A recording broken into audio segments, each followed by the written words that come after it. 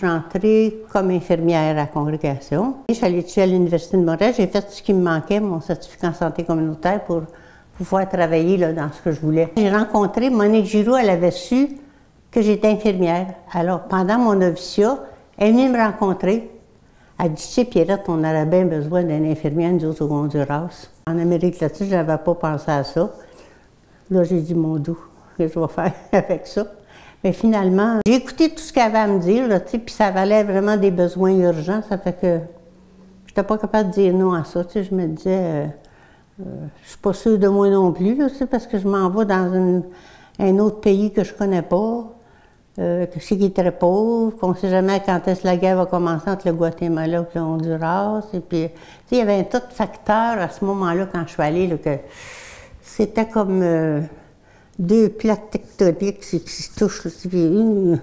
Alors moi, je me disais, mon Dieu, ça va tourner ça. Mon père, quand j'ai dit que je m'en allais, mon père, il dit, « T'écoutes pas les nouvelles, toi? » Ben oui, papa, j'écoute les nouvelles. Ben oui, tu sais pas qu'ils vont rentrer en guerre, sous peu, qu'est-ce que tu vas faire là? Ben je dis, je serai pas tout seul. J'en voulais une réponse, il dit, je serai pas tout seul. Ça règle pas le problème, ça là. Pauvre papa. Puis après ça, maman, elle disait, qu'est-ce que tu vas aller faire en Amérique latine? Il y a une sauterelle qui arrive sur toi, tu cries au meurtre. Qu'est-ce que tu vas faire là-bas avec des millions d'insectes? Je ne sais pas, maman, demande-moi pas ça, je ne sais pas.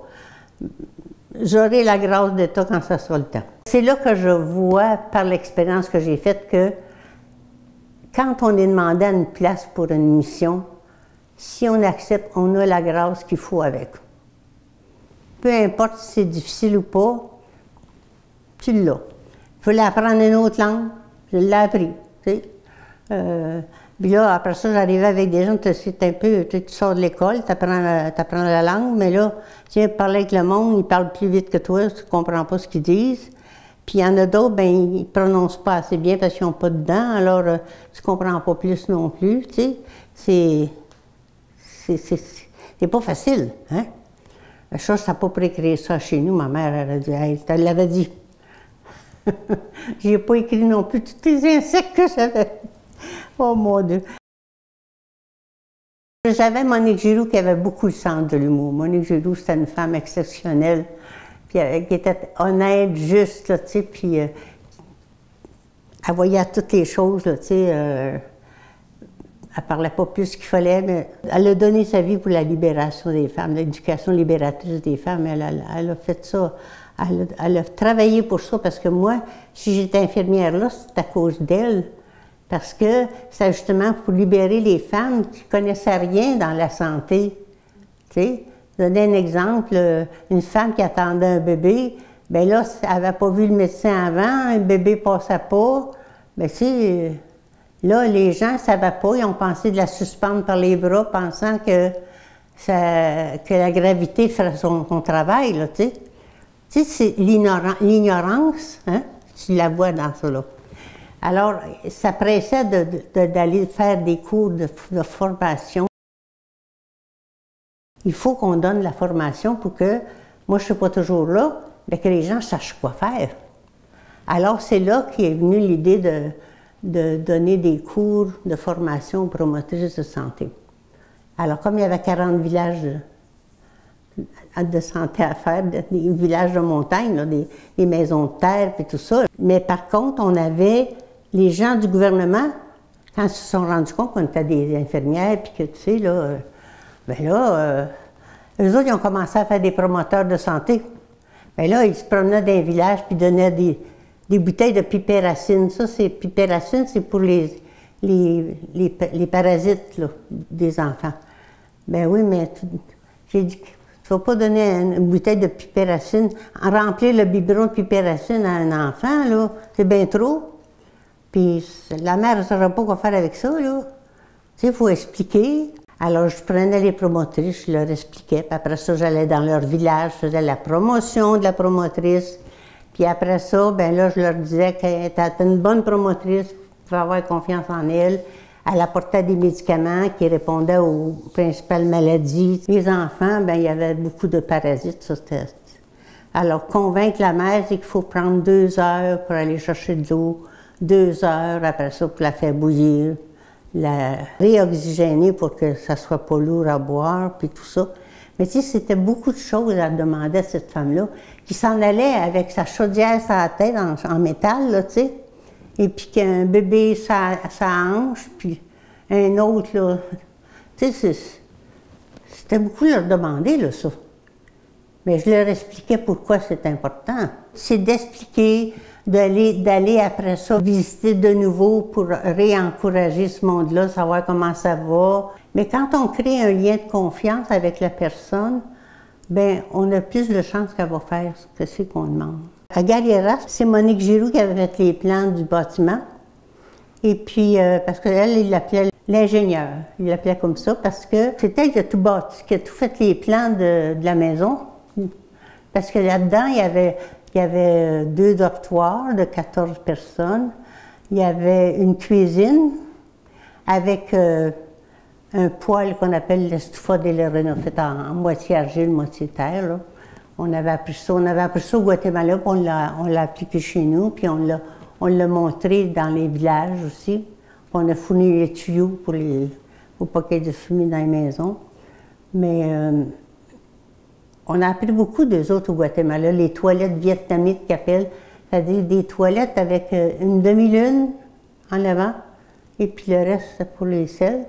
Et puis on mettait de la chaux à chaque fois. L'urine, ça s'en allait, on avait un tuyau, ça s'en allait dans un galon.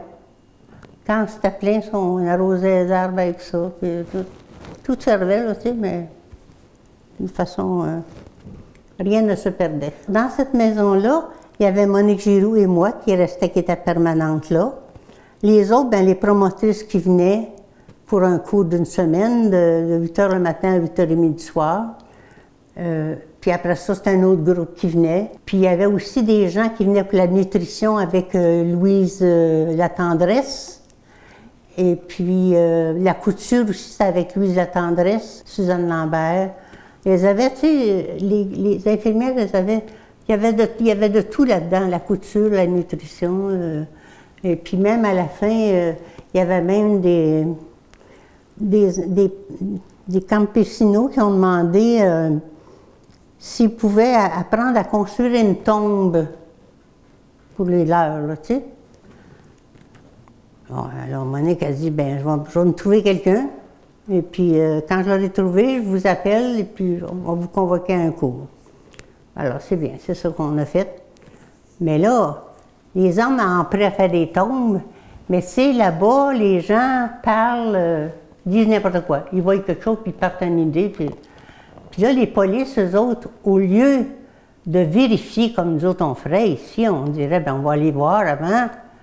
Mais là-bas, ils arrivent en Lyon, comme on dit, sans rien dire, ils arrivent, puis là, ils détruisent tout. Ils détruisent tout ce qu'ils voient, jusqu'à ce qu'ils pensent trouver les armes, puis tout ça. Là, ils disaient qu'on cachait des armes dans les tombes. Bon, alors, on n'avait pas d'armes, on n'avait rien. Mais, même si on n'avait rien, ils détruisaient tout, puis ils disaient pas, excusez-nous, on n'a rien trouvé. Non, rien. Ils détruisent, puis toi, tu reconstruis, ça finit là. À Montréal, ils me proposaient 40 livres sur un... Le titre, c'était « Où il n'y a pas de médecin ». Puis « Donde no hay doctor », tu sais, en espagnol. J'ai demandé 44 livres. Puis j'en ai besoin de 40 pour les promotrices, puis j'en ai besoin de 4 pour rester au centre. Quand c'est arrivé, ça, c'était des boîtes, là, hein? Puis j'avais reçu en même temps des tonneaux des barils, là, tu sais, avec des seringues, des compresses, tout le kit, là. Hein? Je disais au monsieur, oui, bien regardez, là, monsieur, c'est la même chose, hein? Regardez, là, cette seringue-là est pareille à l'autre. Ouvrez-les pas toutes. Elle est stérile, puis l'autre, elle ne l'est plus parce que vous l'avez ouvert. Mais si vous me les ouvrez toutes, là, gardez tout le matériel, ça ne donne rien d'avoir ça. Ben oui, mais madame, ben oui, mais je viens de vous le montrer, regardez, vous savez lire comme moi, là. C'est pareil. Puis j'ai dit, si vous les ouvrez toutes, ça ne me donne absolument rien d'avoir ça. Et puis, à chaque chose, hein, ça ne finissait pas. Les médicaments, les onguents, puis oh. En tout cas, j'ai été 2 heures à être interviewée avec tout ce matériel. Qu'est-ce que vous allez faire avec ça? Peut-être, je recommençais toujours. Monique, elle m'avait dit, Pierrette, avec eux autres, c'est pas comme au Québec, là. Tu dis pas, moi, je vais aller voir le boss, puis ça va régler, là. Non, non. Là-bas, si tu es interviewé comme ça, tu réponds calmement, tu fais comme si de rien n'était, puis tu recommences. Aussi souvent qu'ils veulent avoir dans ta version, tu recommences la même chose. Mais tu lèves pas le ton. C'était quelque chose, parce que moi, j'avais de la misère à ne pas montrer mes expressions. Mais je me parlais en dedans, puis je me disais, mais bourgeois, là, arrange tout pour que j'aie de la patience, parce que là, ma patience a commencé à être courte, là. En dedans, je parlais toujours avec mes bourgeois. Puis ça me permettait de... C'est là que je voyais mes bourgeois me suivaient, à m'aider, tu sais. Puis en Amérique latine, les hommes ne sont pas agressifs envers nous autres comme infirmières, mais il y a de l'agressivité entre eux autres. Alors, les coups de machete, puis tout ça dans les poumons, ils ont ça souvent. Ça, c'est la première chose que je leur montre comme premier soin. Là, après, ben, les choses de base, là, comment faire une civière. Mais après ça, je leur montre tout de suite ça. Comment immobiliser le couteau, là. Faire des bains, là, jusqu'à la hauteur du couteau, puis là, faire chaque côté du beigne, faire une pression pour empêcher le couteau de bouger pendant qu'on va le transporter à l'hôpital. Sinon, il meurt, l'artère coupe en s'en allant, ça donne, tu sais, c'est beaucoup de choses comme ça, urgentes qu'il fallait leur montrer pour sauver des vies. Ça, c'était... Il fallait être très à l'écoute, regarder qu'est-ce qui se passe, puis répondre à ces besoins-là, commencer. Même pour aller à la messe, on avait 40 minutes à pied à faire de Galeras à Santa Barbara. Et puis, la messe était le soir. Bien, le soir, là-bas, il fait noir comme chez le loup. Puis il y a toujours des petits chiens familiques, là, hein?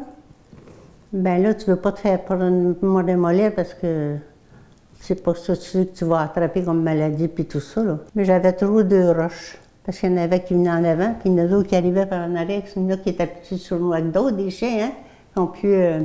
Alors j'avais 2 roches. Je me sauvais comme ça. Et puis, mais devant les polices, là, j'haïssais ça, passer là devant ces autres, là. Parce que tu sais jamais ce qu'ils vont faire, tu sais. Par exemple, une fois, là, il y avait on appelait ça un beau lot, celui qui avait pris un coup de trou, là, tu sais. Et puis, ça en allait tout croche, et puis, il ne savait plus ce qui était rendu. Puis, quand il est tombé dans les mains des policiers, ils l'ont suspendu par les mains jusqu'à ce que, tu sais, il n'a rien fait, le gars, que de boire, là, mais ça n'avait aucun rapport avec les policiers, ça, là. Mais là-bas, la vie des hommes était souvent en danger. Selon je dirais, l'humeur des policiers, des soldats. Ben, c'est parce que les polices, c'était des soldats, là, tu sais. J'ai fait un choc anaphylactique en 84. Et puis là, le médecin m'a dit, si vous restez ici, vous allez mourir. Parce que si vous en refaites si l'insecte vient vous repiquer de nouveau, là, je ne pourrai pas vous sauver. Et puis, vous allez mourir. Alors, le mieux, il dit, c'est que vous retourniez dans votre pays. Mais ça, j'ai trouvé ça dur. Ça m'a pris 2 ans avant de faire le deuil de ça. Tu sais, c'est un gros milieu difficile, tu as donné ta vie pour ça, tu as fait des sacrifices pour ça, tu sais. Puis là, on te dit, ben valeur, mais là, il faut que tu t'en retournes chez vous. C'est raide un peu. On comprend la situation, là, c'est ta vie qui est en danger. Tout le monde comprend ça. Mais seulement, intérieurement, là, de la tête au cœur, là, ça prend du temps à passer. C'est là que j'ai vu comment j'étais déjà engagée dans l'engrenage. Je sais que j'étais déjà pris dans cette situation-là, puis que je vivais pour ça, là, tu sais. Alors, puis malgré tous les obstacles qu'il pouvait y avoir, je réussissais toujours à m'en sortir, tu sais. Avec mes bourgeois, je passais partout. Il faut dire aussi que la situation géographique a changé. Ils ont commencé à faire des routes asphaltées, puis tout ça. Alors, ce qui fait que là, les villages aussi en ont profité, tu sais, là. Ce qu'ils ne voyaient pas, ce qui se faisait ailleurs, bien là, ils ont vu qu'ils pouvaient construire telle chose, pouvaient faire telle affaire. Alors, ça a fait que Les petites cabanes de terre se sont améliorées, tu sais.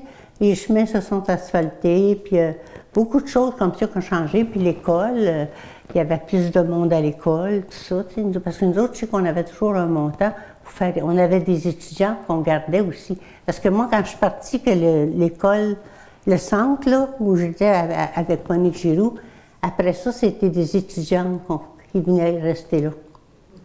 Des étudiantes qui venaient des villages de montagne, qui ne pouvaient pas retourner chez eux le soir parce que c'était trop loin. Mais elles vivaient là, puis elles faisaient leurs études. Puis après ça, quand ça congèle, elles retournaient chez elles, elles revenaient, mais elles réussissaient à faire leurs études.